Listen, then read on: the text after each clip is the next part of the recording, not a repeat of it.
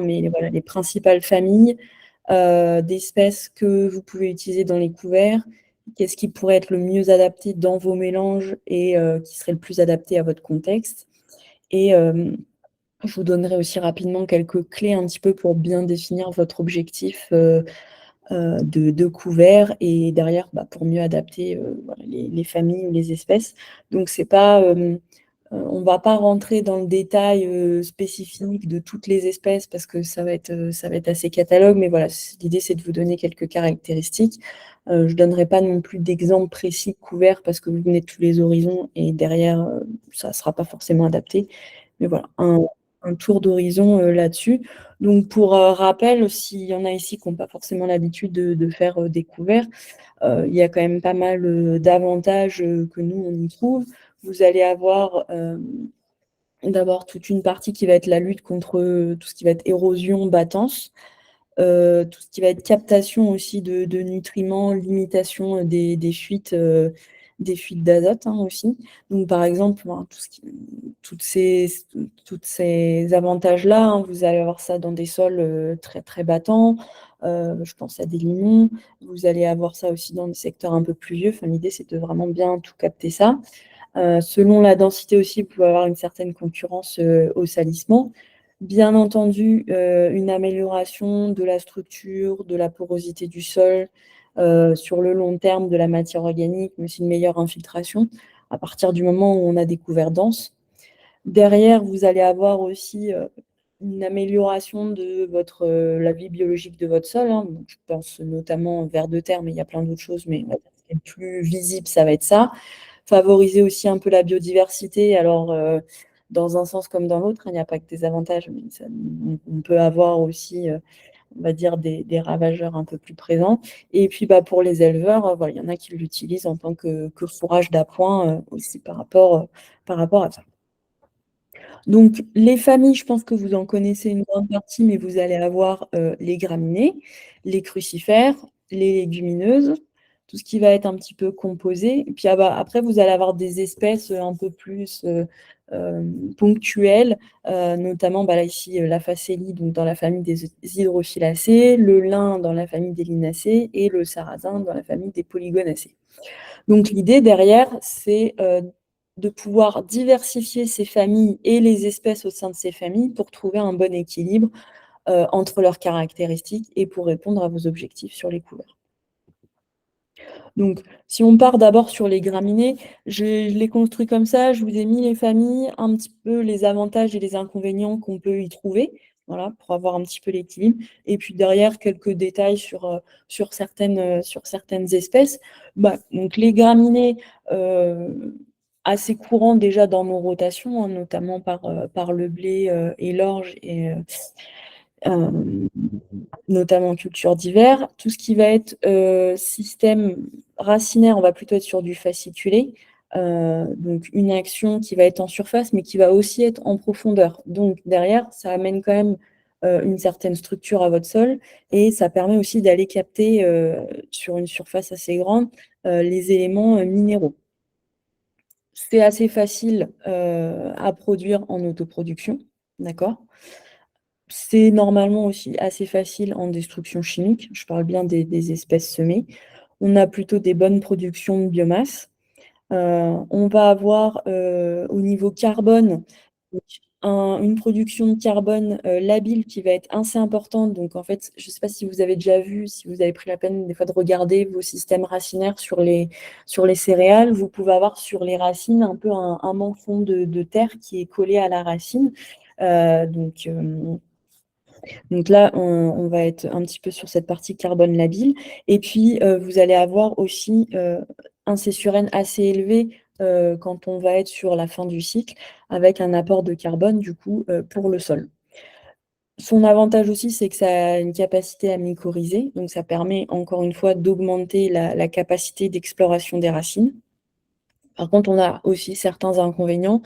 Du fait du système racinaire, on peut avoir des effets un petit peu touffes si on les laisse trop longtemps. Notamment, par exemple, avec l'avoine, des fois, ça peut être des touffes assez importantes. Donc, en fonction de votre travail du sol derrière, ça peut être plus ou moins facile à gérer pour la reprise du travail, en non-labour, je parle. On reste quand même dans une famille enfin, dans la graminée, donc de la même famille que ce qui peut nous embêter donc en culture, ça va être par exemple les vulpins, les raies gras, ou alors dans les autres cultures, dans la rotation. Et en fait, quand vous les faites en autoproduction, même si c'est facile, il y a peu d'espèces, enfin, pardon, il y a peu de possibilités de désherbage. Donc, ça peut être un petit peu compliqué. Si derrière, votre champ devient sale, on reste quand même sur les mêmes espèces. On va aussi être sur, voilà, même famille que blé orge, donc on peut aussi être plante hôte de certaines maladies et ravageurs. Je vais penser notamment aux pucerons. On a eu le cas cette année par exemple, un couvert de sorgho, je crois, et du blé derrière, et qui a été plus touché aux pucerons, par exemple. Voilà. Donc attention par rapport à votre culture suivante, on en reparlera tout à l'heure. Ça fait une bonne production de biomasse, mais derrière peut être un peu une compétition à l'eau selon votre type de sol, la météo, le temps que vous le laissez aussi en place. Et puis avec voilà, le C sur N élevé, du coup, vous allez avoir un temps de dégradation qui va être plus long si vous avez votre couvert très développé. Donc derrière, ça va demander aussi plus d'azote pour se dégrader. Et en fonction bah, aussi de la reprise que vous faites, hein, je prends par exemple, dans mon secteur, on a du lin. Si vous avez une grosse masse à dégrader et que vous l'enfouissez, au moment où le lin va se retrouver au niveau de ses résidus, il va pas forcément aimer, quoi. Donc ça aussi, ça peut être à gérer, à trouver l'équilibre entre le moment de destruction et puis le temps que vous y laissez, quoi. Donc j'ai fait un petit focus, ce qu'on connaît quand même pas mal, c'est les avoines. Vous en avez plusieurs types. Vous allez avoir l'avoine brésilienne, qu'on peut aussi appeler l'avoine rude ou l'avoine diploïde, ou avoine strigosa aussi. Puis vous allez avoir l'avoine d'hiver et de printemps. Globalement, ces trois types d'avoine, vous allez avoir une bonne biomasse qui va être produite. On va avoir un effet allélopathique, donc au moment où on va être détruite, en fait, ça va normalement, en théorie, ça peut diminuer la levée d'autres graines. Le cycle va dépendre un petit peu de l'espèce d'avoine. La brésilienne va avoir un cycle un peu plus court que une avoine d'hiver, mais par contre, l'avoine d'hiver, elle va être plus sensible aux maladies.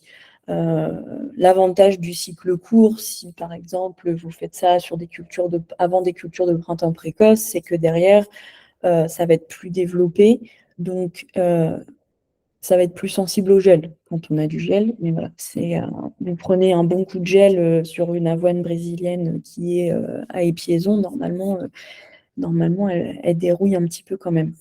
Voilà. Si derrière, par contre, vous pouvez avoir quelques petits problèmes, voilà, par exemple l'avoine brésilienne par rapport aux nématodes, notamment les nématodes du colis sur les betteraves, ça peut faire attention. Par contre, si c'est pas développé, ça peut repartir du pied parce que ça passe l'hiver. Donc toujours un bon équilibre à trouver. Il a aussi été dit que vous avez des avoines qui sécrètent des substances qui permettent d'éviter l'oxydation du manganèse, et donc ce qui permet de le tenir en fait dans un état qui va être disponible derrière pour la culture suivante.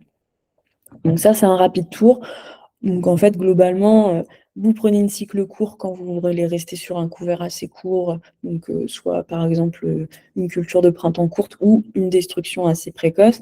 Et puis si vous êtes sur une culture de printemps un peu plus tardive, vous allez prendre un cycle un petit peu plus long parce que derrière, vous ne voulez pas forcément que ça vienne rapidement à épiaison. Dans les autres espèces que vous pouvez avoir notamment le seigle, qui va être intéressant sur les longues périodes, qui va être aussi intéressant pour ceux qui font des cives. Ça absorbe a priori de bonnes quantités de manganèse, et on sait que pour limiter le piétin et chaudage, il y a une bonne alimentation en certains oligos, dont le manganèse, ça peut aider. Donc quand vous êtes un petit peu dans ce secteur-là, ça peut être intéressant. Vous allez avoir toutes les graminées un petit peu estivales, type sorgho, moa, millet, qui sont des plantes en C4. Là, vous allez plutôt mettre en couvert d'été. D'accord, donc ceux qui arrivent à semer assez rapidement. ou qui veulent par exemple faire des couverts relais, donc qui va faire un premier couvert avec du coup un couvert d'été, puis derrière qui fera un petit couvert d'automne. Ce que je vous disais tout à l'heure, par contre, attention, avant céréales, on reste sur les mêmes espèces, donc potentiellement plantes hôtes de maladies ou de ravageurs aussi, donc attention à ça. Et vous avez aussi toute la possibilité, en fait, d'avoir vos propres semences de ferme. Voilà, si vous êtes sur des couverts un peu tardifs, un peu d'orge ou un peu de blé pour avoir un couvert pas trop cher, c'est tout à fait possible. Ou même des repousses de céréales, hein. Des fois, les repousses d'orge, ça peut être assez agressif. Donc, vous avez cette possibilité-là aussi. Donc, globalement, euh, les graminées, vous avez un bon système racinaire, une bonne biomasse. Bien faire attention quand vous avez des céréales dans la rotation, et puis vous êtes assez libre quand même sur les espèces pour adapter selon vos secteurs, selon vos objectifs. Sur les crucifères, alors là pareil, gros avantage des crucifères, ça va être la captation de l'azote. Par contre, eux, ces plantes-là ne sont pas capables de mycorhizer. Donc, elles vont avoir un système racinaire qui va être plutôt pivotant, qui va bien descendre. On a toujours des petites racines un peu secondaires qui partent un peu en diagonale sur les côtés, mais globalement, c'est plutôt pivotant. Donc, ça va bien se compléter avec un système racinaire fasciculé. Vous pouvez avoir des forts potentiels de biomasse ou de recyclage des éléments, notamment le soufre, le calcium et le potassium, quand vous avez une bonne présence d'azote, hein, ça capte bien l'azote. Donc, il n'y a pas de souci, ça va le valoriser. Par contre, effectivement, plus le cycle des crucifères va être court, plus ça peut être un peu parfois difficile à gérer au moment où ça arrive à floraison. Si vous le laissez un peu trop longtemps, vous pouvez avoir des montées à graines, vous pouvez avoir de la nidification. Si vous voulez une destruction rapide du couvert, ça peut mettre un peu plus de temps à se dégrader. Donc en fonction de ce que vous avez derrière, ça peut être un peu plus difficile. Donc ça, c'est bien à adapter à ce niveau-là. Au niveau de la captation de l'azote, il y a quelques essais qui ont été faits qui, a priori, permettent de dire que quand vous avez un couvert avant du blé ou de l'orge, le fait de pouvoir capter l'azote un peu résiduel après la moisson permettrait, a priori, de diminuer un petit peu les levées des adventices. Donc derrière, ça peut être aussi intéressant quand on commence à avoir des problèmes de désherbage. Voilà. Et donc, les crucifères peuvent être intéressantes à ce niveau-là. Les crucifères, ça reste des petites graines qui, normalement, lèvent relativement bien et qui sont normalement pas toujours très chères. Donc, ça faisait partie en fait, des premières familles qu'on mettait quand on a commencé les couverts, hein. Ça capte de l'azote, ça lève pas trop, ça lève plutôt bien et c'est pas très cher. Voilà. Vous pouvez avoir une action assez forte sur certains ravageurs, notamment par exemple, vous avez toutes les moutardes antinématodes, certains champignons pathogènes via la biofumigation. Par contre, la pratique, elle n'est pas toujours facile à maîtriser. En fait, par exemple, pour les antinématodes, il faut en fait avoir une très forte densité, donc par exemple 15 kg de moutarde anti-nématode. Pourquoi? Parce que faut que les nématodes du sol viennent sur la racine qui les intéresse, viennent former le kyste, et en fait quand elles sont formées sur le kyste, les nématodes ne sont plus libres. Et donc l'idée c'est de pouvoir fixer ces nématodes sur les racines, donc avoir beaucoup de densité racinaire, mais de détruire avant qu'ils terminent leur cycle de multiplication. Donc, a priori, on est plutôt autour de 6 semaines. Donc, une forte densité, 6 semaines de pousse, et après broyer. Et comme le nématode, il est plus libre, en fait, il va plus pouvoir se nourrir, et vous avez a priori une diminution derrière. Donc, c'est pas forcément une pratique qui est toujours facile à maîtriser. Pareil pour la biofumigation. Un autre inconvénient, un peu comme les graminées, ça va être le cessurène. Là aussi, il faut faire attention un petit peu au temps de dégradation. Tout dépend derrière ce que vous recherchez aussi, hein. Si vous voulez des choses qui se détruisent plutôt facilement et qui vont vous amener plutôt à un cessurène assez faible, ou quelque chose d'un peu plus lumifié. Ça peut dépendre aussi de ce que vous recherchez. Donc ça, c'est quand même à faire attention. Donc si on regarde un petit peu sur les moutardes, vous en avez plusieurs sortes. Vous allez avoir la moutarde blanche, la moutarde brune et la moutarde d'Abyssinie. Vous allez avoir des différences de durée de cycle en fonction des espèces. Par exemple, la moutarde d'Abyssinie, pardon, a un cycle plus long que la moutarde brune, qui elle-même a un cycle plus long que la moutarde blanche. Mais vous allez aussi avoir des différences de floraison selon les variétés. Et avoir ces infos-là, c'est pas toujours très très simple. En fait, la moutarde d'Abyssinie, elle va avoir un cycle qui va être plus long, donc vous avez moins de risques de monter à graines. Elle monte moins aussi, elle reste un petit peu plus au sol, comparée à une moutarde blanche ou brune, donc vous allez avoir des biomasses aériennes qui peuvent se complémenter. Mais bon, bien sûr, ça dépend un petit peu, enfin, ça va dépendre aussi de la météo, hein. C'est-à-dire que quand on regarde l'été de l'année dernière, même des cycles un peu plus longs, à cause de la sécheresse, les plantes ont terminé leur cycle beaucoup plus rapidement. Donc ça va dépendre aussi de la météo. Euh, Sur l'appétence aux limaces, alors il y a différentes sources. La moutarde brune serait un petit peu moins sensible aux limaces, mais globalement, on pense que ça va surtout être, c'est ce que je vous disais tout à l'heure, vous favorisez la biodiversité, mais vous favorisez en fait un environnement couvert, humide, donc derrière forcément potentiellement plus de limaces.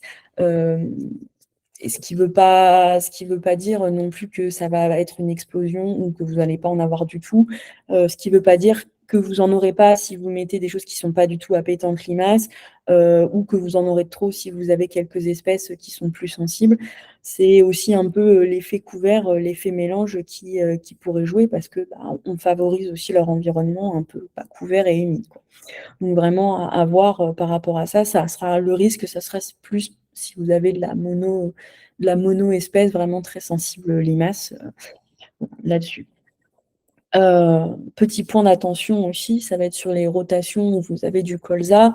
On peut mettre des crucifères dans les différents couverts que vous avez dans la rotation, mais on va quand même privilégier les mélanges. On va essayer de ne pas leur laisser terminer le cycle, euh, parce que derrière, vous pouvez avoir mauvaise gestion des résidus, donc aussi les champignons madiques qui peuvent rester dessus, aussi un risque de montée à graines, hein. L'idée, c'est pas d'augmenter le stock semencier des crucifères, et on va se limiter globalement autour de 2 kg hectares en total de crucifères quand vous êtes en mélange. Voilà. Globalement, pour avoir cette idée-là, cet ordre d'idée-là. Vous allez aussi avoir les radis, alors qui sont assez répandus, notamment les radis asiatiques. Donc que ce soit asiatique ou fourragé, c'est plutôt mellifère. Le radis fourragé va avoir un cycle un petit peu plus court que le radis asiatique. Là aussi, des différences entre les variétés, donc attention aux précocités pour éviter les montées à graines. Et dans les radis asiatiques, vous allez en avoir deux. Vous allez avoir le structurator et vous allez avoir le décon. Et le structurator va avoir une grosse racine avec un cycle un peu plus long que le décon. Je ne sais pas si vous en utilisez et si vous avez déjà vu ça, mais des fois, le radis asiatique, bon, effectivement, il fait une grosse racine et il peut sortir un peu de terre. Donc, ça peut indiquer parfois que vous avez peut-être un petit problème de structure parce que, en fait, il cherche de la place pour s'exprimer. Donc, s'il pousse uniquement dehors, c'est que peut-être il a un peu de mal à s'enraciner. Donc ça peut permettre, en fait, ça peut être aussi un indicateur d'aller vérifier votre structure au pénétromètre, à la bêche ou au télescopique. Par contre, le fait que ça sorte un peu de terre, ça peut faciliter un petit peu sa destruction. Leurs intérêts, c'est des crucifères, donc recyclage des éléments nutritifs. Vous allez avoir en fait un peu toute cette racine qui va donner en surface des sucres qui peuvent être un petit peu disponibles. Par contre, l'inconvénient, ça fait des gros pivots, hein, les radis asiatiques, et ça peut mettre un peu plus de temps à se dégrader quand c'est dans le sol. Des fois, on voit un petit peu que ça pourrit. Alors, bon, pas sûr que ça facilite ou pas les maladies, mais bon, voilà, c'est pas toujours, entre guillemets, très beau à regarder. Mais l'important, c'est que ça amène quand même de la nourriture aussi à votre sol. Alors par contre, le radis fourragé, lui, c'est une racine beaucoup plus fine. Donc voilà, si vous n'êtes pas fan des radis chinois, il y a aussi les radis fourragés, en prenant en compte que c'est des cycles un petit peu plus courts à ce niveau-là. Puis pour les éleveurs, radis fourragés, ça peut aussi être intéressant dans un mélange. Dans les autres crucifères que vous pouvez avoir, vous allez avoir les navettes qui vont, elles, rester en rosette plutôt pendant l'hiver, qui sont pas très sensibles à la destruction mécanique. Forcément, on va être au stade rosette, donc moins sensible que si la plante était développée. Et elle va stocker dans son bulbe tout ce qui va être les éléments minéraux. Donc la navette, la caméline, ça c'est très petites graines avec un cycle court. Alors j'en ai pas personnellement vu beaucoup en couvert, mais c'est quelque chose qui monte, qui fait une tige et qui monte assez rapidement. Alors, des fois, c'est un peu vendu, je crois, comme le nettoyeur des parcelles. Dans la Bible, on trouve un petit peu ça. Je pense que là aussi, c'est une question de densité à ce niveau-là. Pour avoir testé une fois en couvert, on n'a pas forcément vu une grosse compétition à ce niveau-là. Vous allez avoir aussi le colza fourragé ou le colza graine, hein, si jamais vous en trouvez du fermier pas trop cher. Alors attention, encore une fois, dans vos rotations, si vous en avez, l'avantage, c'est que c'est quand même facilement destructible, c'est pas très cher et ça monte pas avant l'hiver. Par contre, désavantage, c'est que si vous avez que ça, bon, voilà, notamment pour les limaces, ça risque d'être un petit peu embêtant. Vous allez aussi avoir, je ne l'ai pas noté là, mais vous allez avoir la roquette aussi, qui a un tout petit PMG, qui est, que j'ai plutôt vu secteur nord, qui fait de la densité. Pareil, pas à laisser trop longtemps par rapport à la lignification, mais ça couvre bien le sol, ça monte pas forcément très haut, donc ça peut être mis. Donc les crucifères, ce qui va être important, c'est de voir par rapport au cycle, en fait, ce que vous allez choisir en interculture longue ou en interculture courte. Donc, les moutardes précoces plutôt en interculture courte, la caméline aussi, colza fourragé, puis en interculture longue, le navette, ça peut être aussi le colza, la roquette. La moutarde d'Abyssinie. Alors, il y a long et long, hein, bien entendu, hein. Quand je parle long, on va dire déjà aussi destruction en sortie d'hiver. Puis après, il y a encore plus long si vous laissez encore plus longtemps. Mais là, on a un risque que ça passe la floraison. Donc, c'est vraiment bien avoir ça en tête, la floraison et puis la densité pour les rotations de colza. Sur les légumineuses, alors les légumineuses, on en parle beaucoup parce que leur gros avantage, ça va être la captation de l'azote atmosphérique via une symbiose. Globalement, les légumineuses elles vont capter 30% de l'azote du sol, 70% de l'azote atmosphérique. Comparé, alors par contre, cette capacité leur demande quand même beaucoup d'énergie. Donc en fait, si vous avez beaucoup d'azote dans le sol, euh, la légumineuse, elle va capter en premier l'azote du sol et moins l'azote atmosphérique. Donc vous aurez moins de nodosités qui vont se former. Par principe, hein, c'est partisan du moindre effort, hein, de toute façon. Donc si c'est plus simple d'aller chercher l'azote ailleurs, elles ne vont pas forcément aller chercher l'azote atmosphérique. Leur avantage, enfin leur différence, pardon, par rapport aux graminées et aux légumes et aux crucifères, c'est qu'on va être sur un C sur N qui va être plus faible. Donc on va avoir une dégradation plus rapide des résidus. Donc vous allez avoir aussi moins de risque de fin d'azote. On est sur une famille d'espèces qui est assez diversifiée. Vous allez avoir des grosses graines, des petites graines, des graines un peu plus moyennes, des biomasses aériennes qui vont être soit au ras du sol, soit au milieu, soit un peu plus hautes. Pareil, au niveau du système racinaire, ça peut être du pivotant, ça peut être du fasciculé, du rampant. Donc là, on a quand même une multitude d'espèces qui va permettre aussi derrière de vous adapter parce que ça reste quand même important les légumineuses dans les couverts, mais c'est pas toujours simple à réussir parce que en fonction de la chaleur, vous allez avoir des espèces qui vont pas forcément très bien partir. Les petites graines, selon le semis, voilà, par exemple du trèfle, il faut que ça soit semé à 0,5, 1 cm de profondeur, donc selon comment vous êtes équipé, c'est pas forcément toujours simple. Les févroles ou les pois, ça va être des plus grosses graines, donc Sur la manutention du mélange, ça peut être un peu plus compliqué. Donc, c'est très diversifié en espèces, mais aussi, du coup, derrière, entre guillemets, en problème, enfin, problème logistique, on va dire. Et le coût va être assez variable entre petites graines, grosses graines, quand on va chercher à avoir de la densité.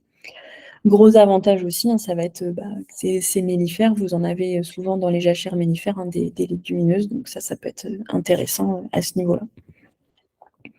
Donc je vous ai parlé tout à l'heure de la fixation symbiotique. Je me suis dit que je pourrais peut-être vous faire un petit point là-dessus. Donc en fait, les légumineuses, elles vont capter l'azote atmosphérique grâce à une symbiose entre la plante et la bactérie.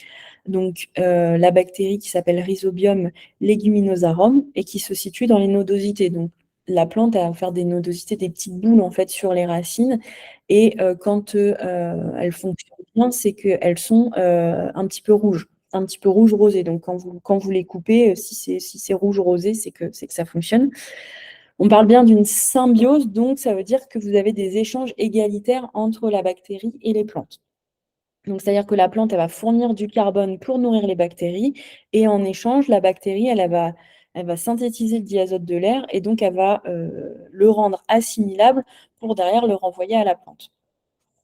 Par contre, pour avoir une bonne mise en place de nodosité, vous devez quand même avoir une bonne structure au départ, parce que c'est un échange gazeux, donc entre l'air et le sol. Donc ça veut dire qu'il faut que vous ayez de l'air qui passe dans votre sol.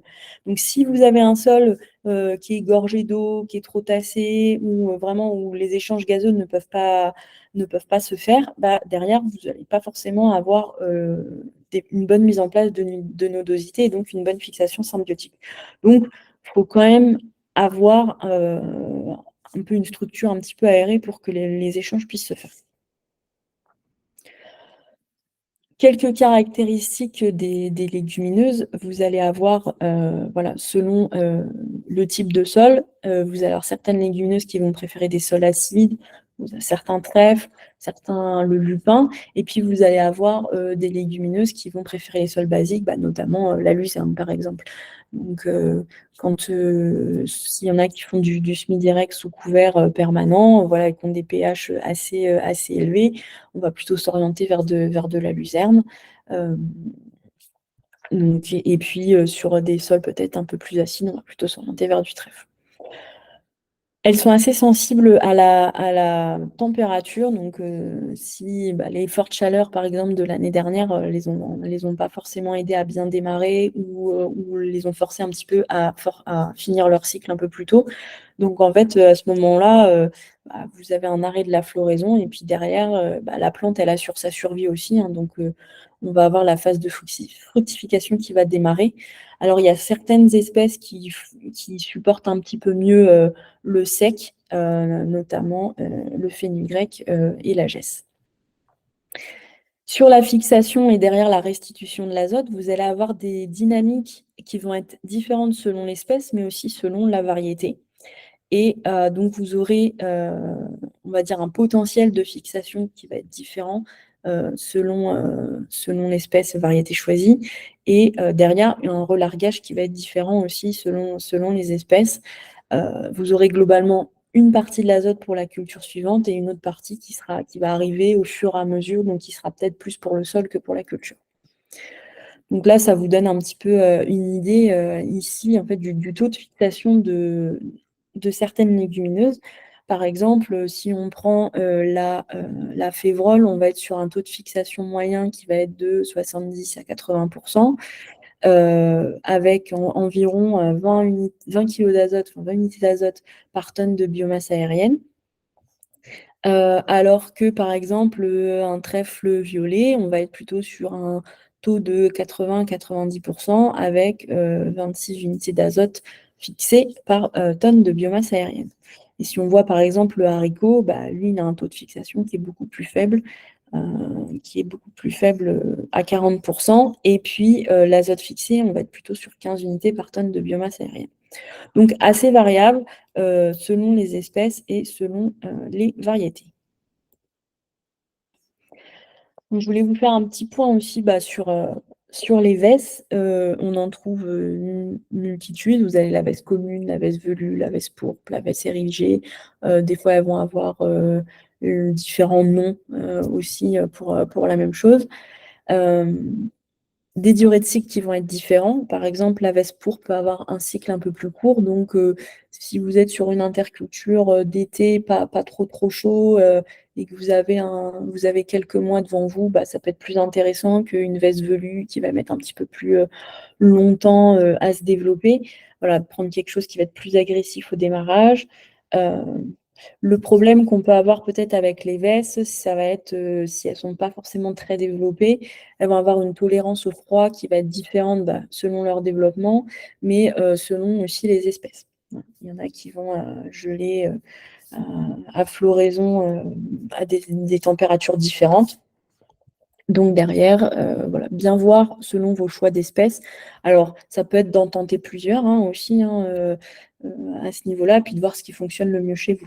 Et aussi de prendre, par exemple, bah, est-ce que vous êtes plutôt sur, une veste d'hiver, qui va avoir, ou une veste de printemps selon, voilà, leur dynamique de pousse.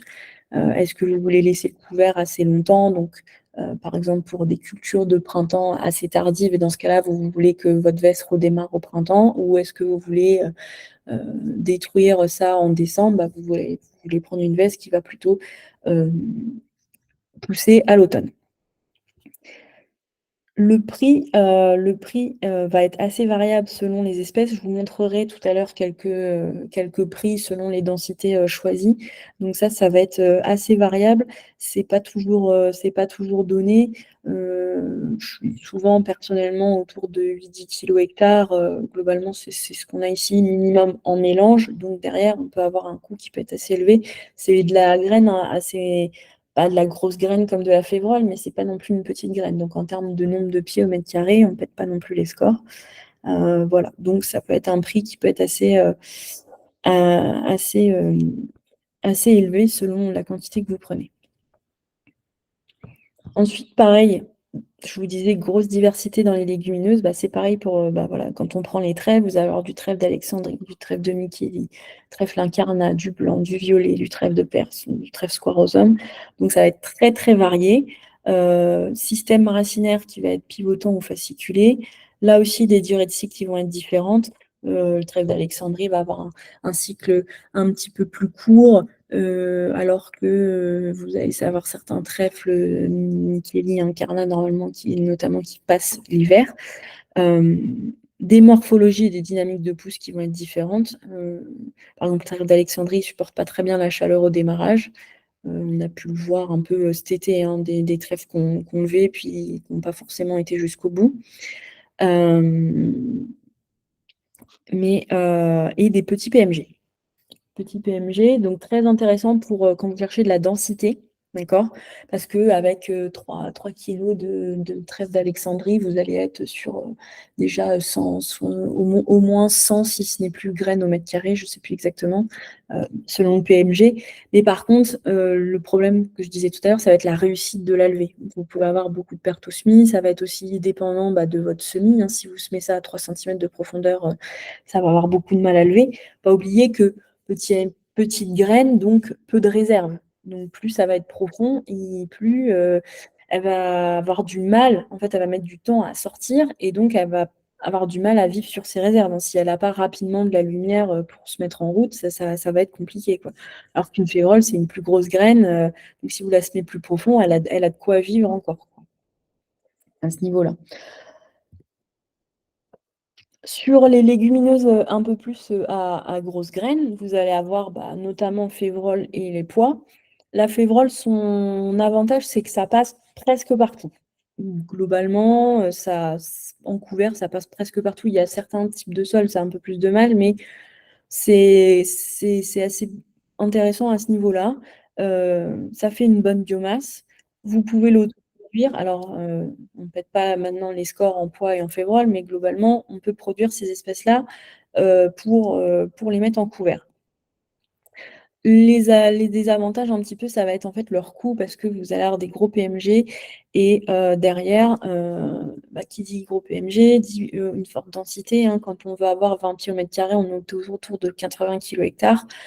Donc, si vous n'en trouvez pas à un coût intéressant, ça peut vite monter.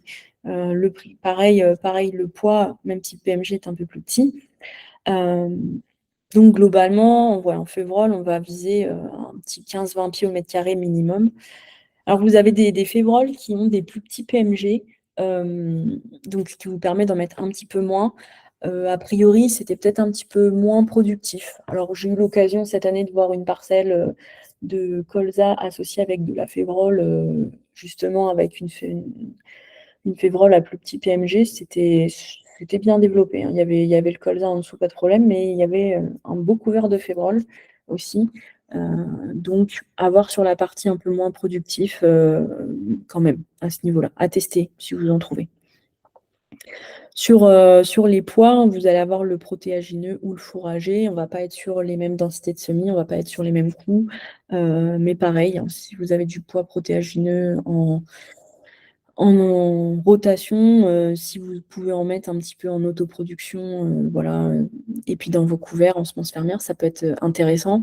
Là aussi, en faisant attention par rapport aux cultures, par rapport aux maladies, hein, d'accord? Notamment, je pense à la phanomycès pour le pois. Vous allez avoir des espèces sensibles type la lentille, type certaines vesses, certains trèfles, pas tous, pardon, le pois. Et puis vous allez avoir des espèces qui vont être soit très résistantes, soit qui vont pas multiplier, donc notamment la févrole, le lupin aussi, si je ne me trompe pas.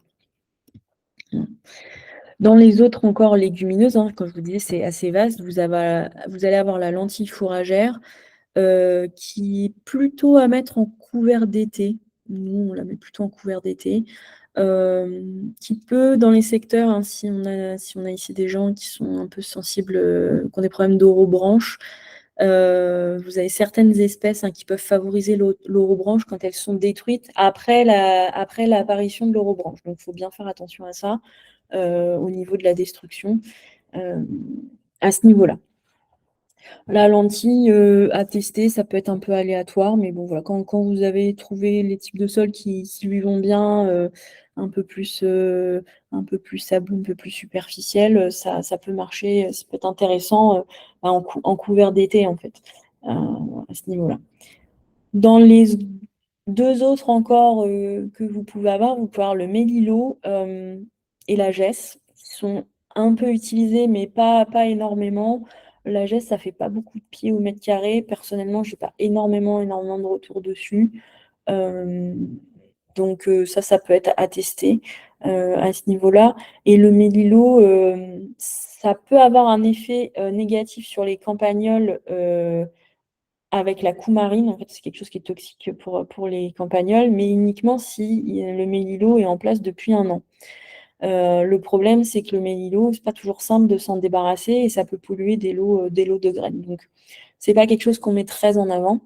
Et une autre légumineuse que j'ai oubliée, c'est le fenugrec, qui peut être mis, on en retrouve, hein, dans les légumineuses qu'on retrouve un petit peu aussi sur les colzas associés, en plus des couverts, ça va être aussi le fenugrec, le trèfle d'Alexandrie et la févrole, globalement. Il y en a d'autres, hein, bien entendu. Mais voilà, le fenugrec, ça peut aussi être intéressant à ce niveau-là. Ça fait pas énormément de pieds au mètre carré, mais bon, ça peut être quelque chose à compléter en termes de biomasse aérienne et puis de légumineuses. Je vais vous parler aussi un peu des légumineuses pérennes, parce qu'il y en a peut-être qui sont intéressés alors à ce niveau-là.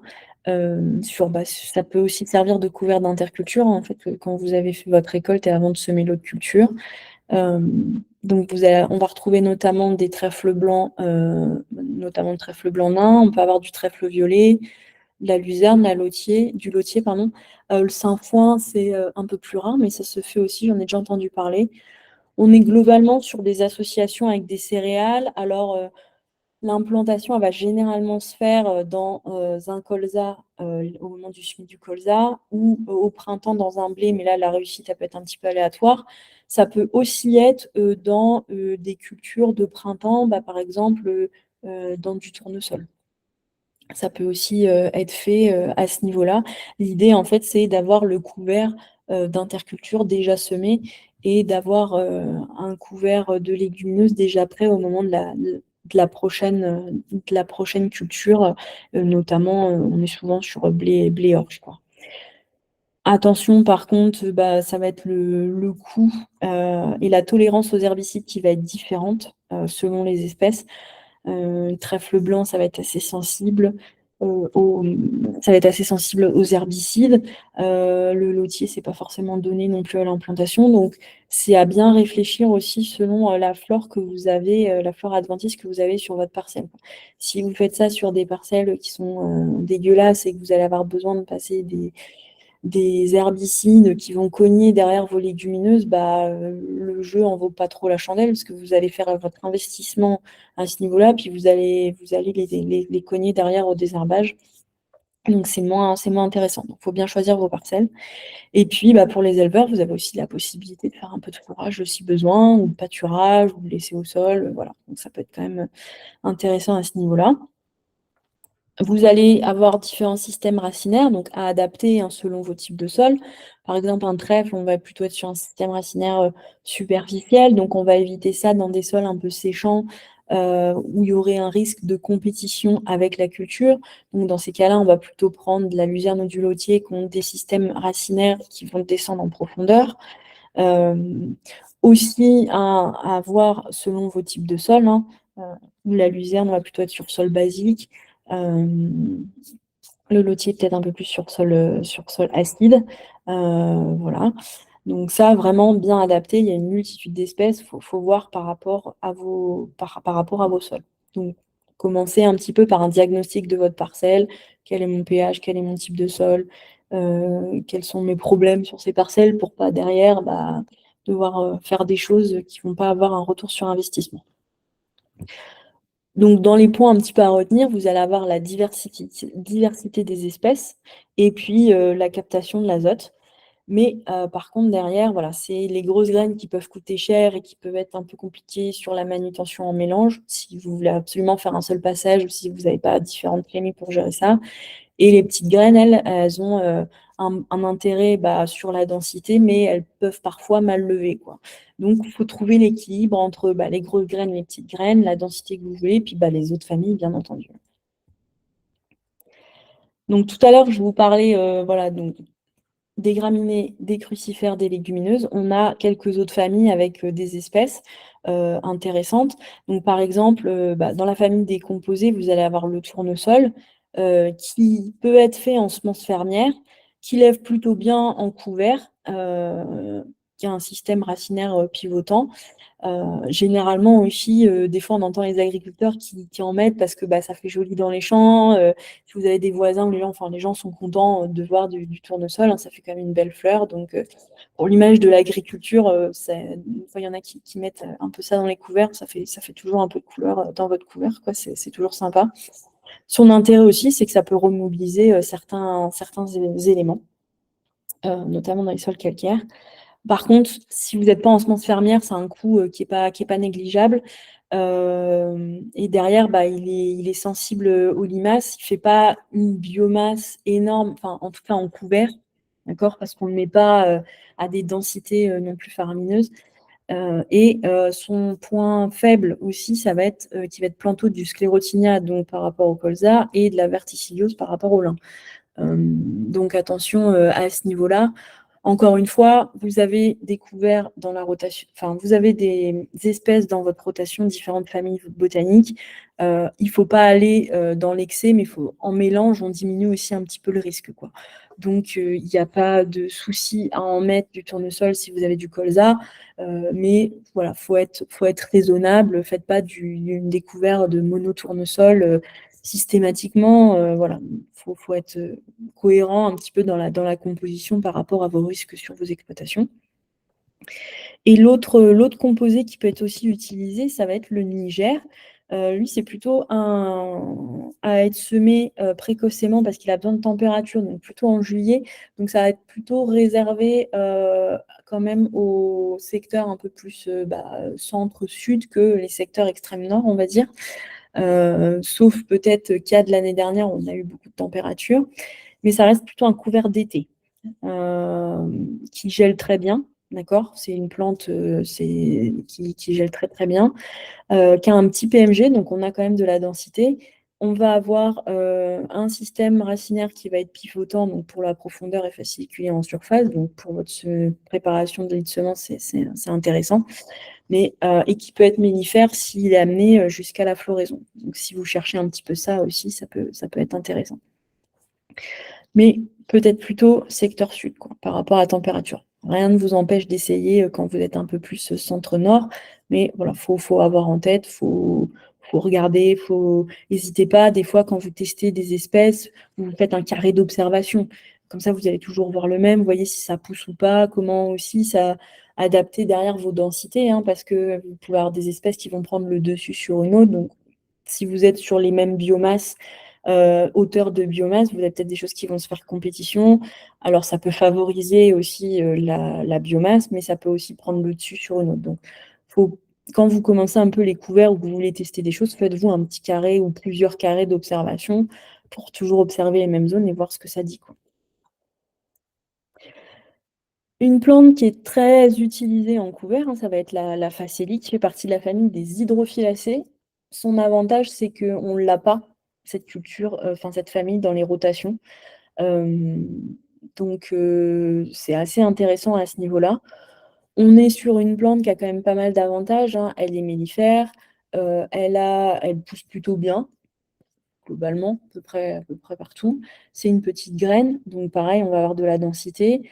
Ça capte plutôt bien les éléments minéraux.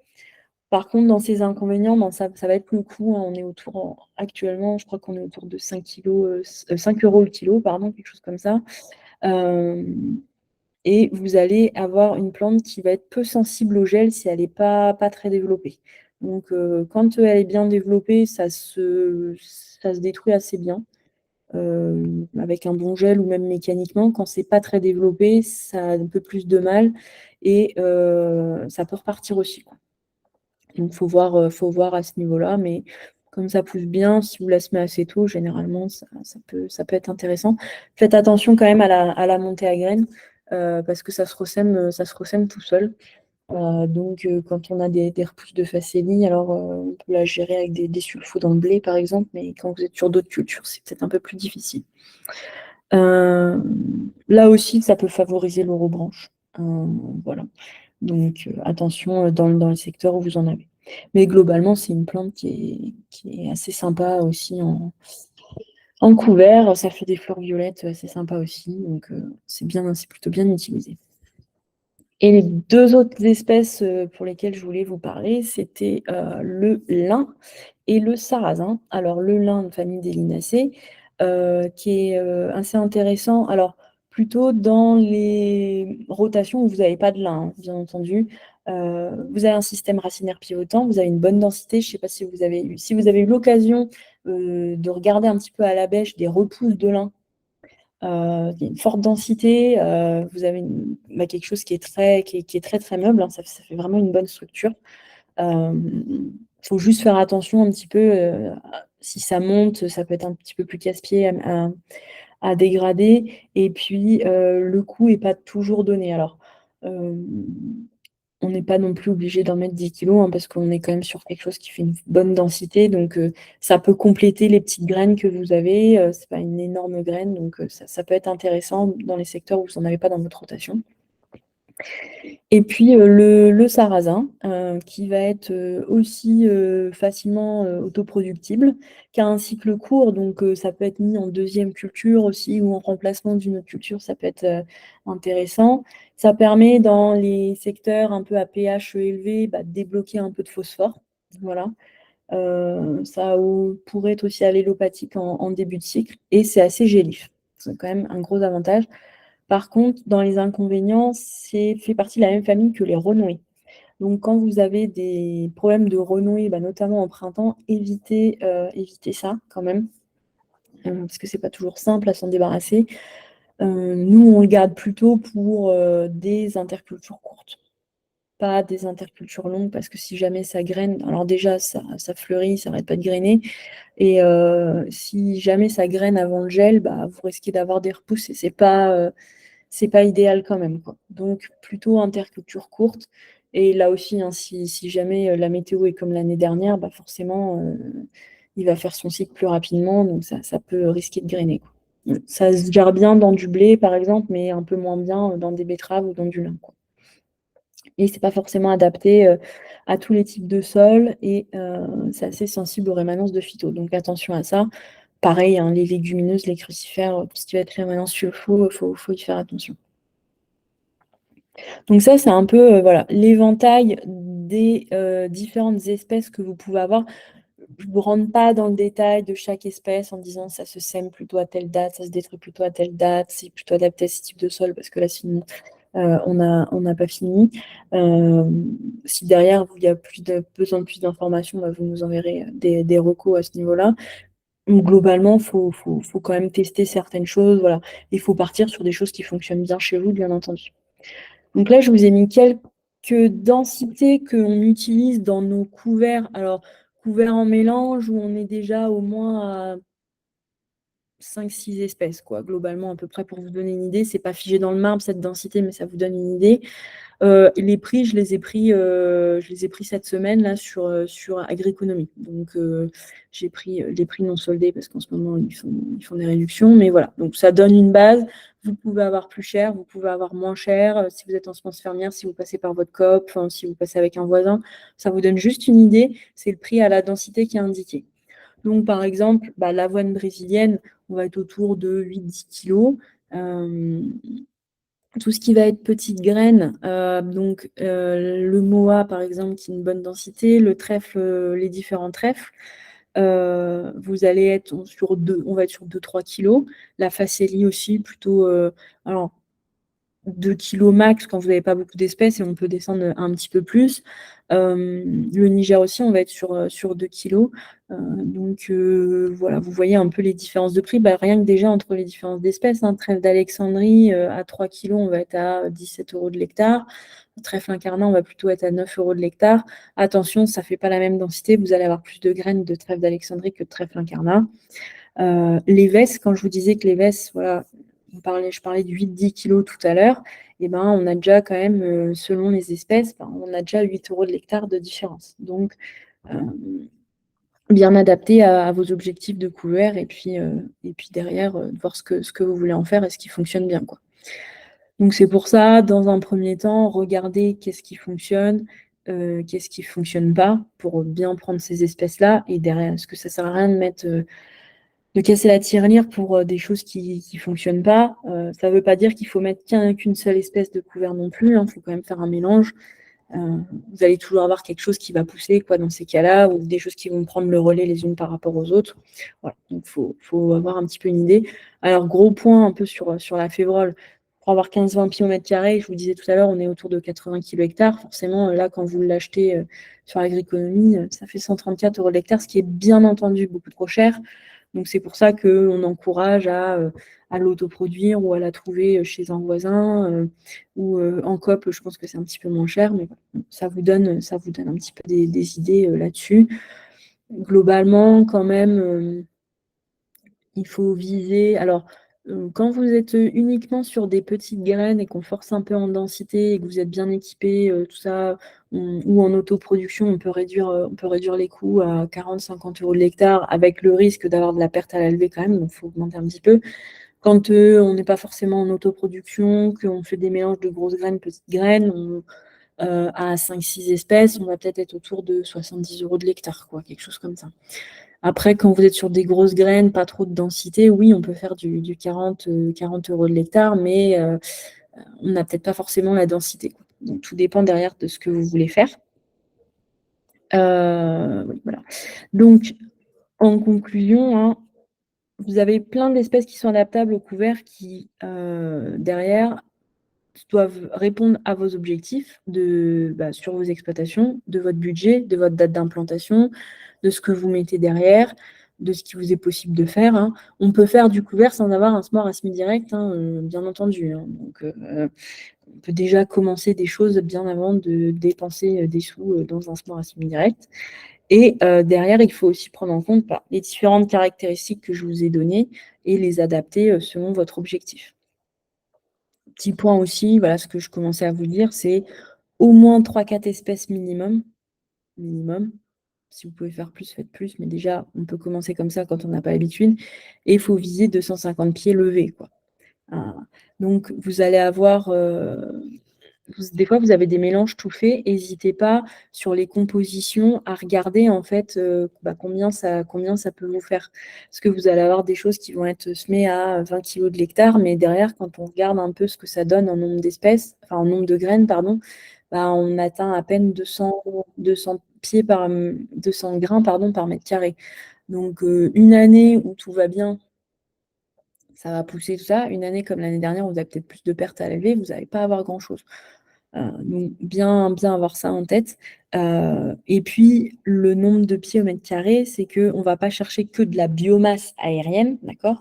Sûr que si vous mettez peu de pieds au mètre carré et qu'il y a de l'azote au pied, il va peut-être faire beaucoup de biomasse. Mais derrière, si vous cherchez un effet structure, il faut quand même avoir de la racine. Donc si vous mettez 10 racines au mètre carré, vous n'allez pas avoir grand-chose. Alors que si déjà on commence à en avoir 50 au mètre carré, on va avoir une meilleure exploration du sol et donc derrière aussi une meilleure structure. Donc ayez bien ça en tête. Ce que j'avais fait dans un précédent webinaire, donc ceux qui l'avaient déjà regardé, désolé, je me répète, mais j'insiste sur cette petite checklist que vous pouvez avoir. C'est un mémo en fait, de voir par rapport à vos objectifs.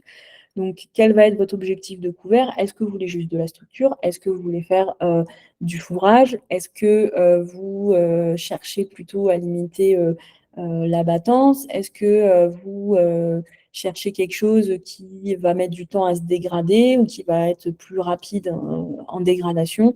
Enfin, tout ça, c'est préciser déjà qu'est-ce que vous attendez de votre couvert. Ensuite, qu'est-ce que vous voulez mettre comme budget derrière? On peut avoir des choses à moins de 50 €, des choses à 50-80, puis d'autres qui vont être à plus de 80 €.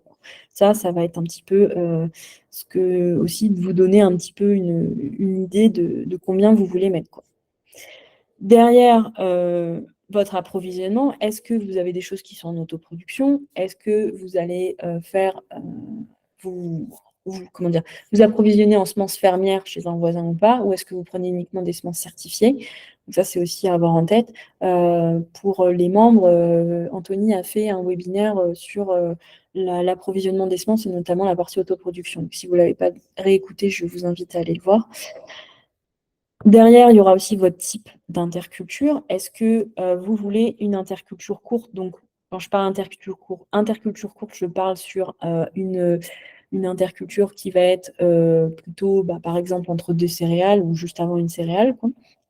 Donc plutôt un couvert d'été, ou est-ce qu'on va être sur une interculture longue avec des dates de destruction un peu différentes, donc longue, mais avant un semis précoce, que je vais appeler semis précoce au printemps, donc du pois, de la févrole, du lin, de la betterave, ou est-ce qu'on va être sur une interculture longue avec des semis tardifs, donc du tournesol, du soja, du maïs, de la pomme de terre, ou derrière, est-ce que, par exemple, vous partez sur une interculture longue, plus ou moins longue, donc de l'été jusqu'on va dire milieu d'automne, et derrière vous voulez faire un relais, donc avec un relais, sachant qu'on va être les couverts relais, on va être globalement sur de la févrole grosse graine, enfin la légumineuse grosse graine, donc févrole et pois, et puis de la graminée. Globalement, couvert relais, on peut être sur 50 kg d'une graminée et puis 80 kg de févrole, quoi. Comme ça, un relais que vous allez faire pour éviter que votre premier couvert lignifie trop. Voilà. Quelle va être votre date de semis? Est-ce que vous êtes juste après la moisson ou est-ce que ça va être plus tardif? Ça peut être aussi selon vos types de sols, hein. J'ai pu le voir cette année, des sols en septembre qui s'étaient bien réhumidifiés, il y avait une super structure, sauf que malgré la pluie de l'été, le couvert là-dedans n'a pas poussé. Donc des fois, il faut peut-être penser aussi à avoir des couverts juste après moisson qui avaient bien fonctionné quand même cette année, dans certains secteurs, d'autres un petit peu moins?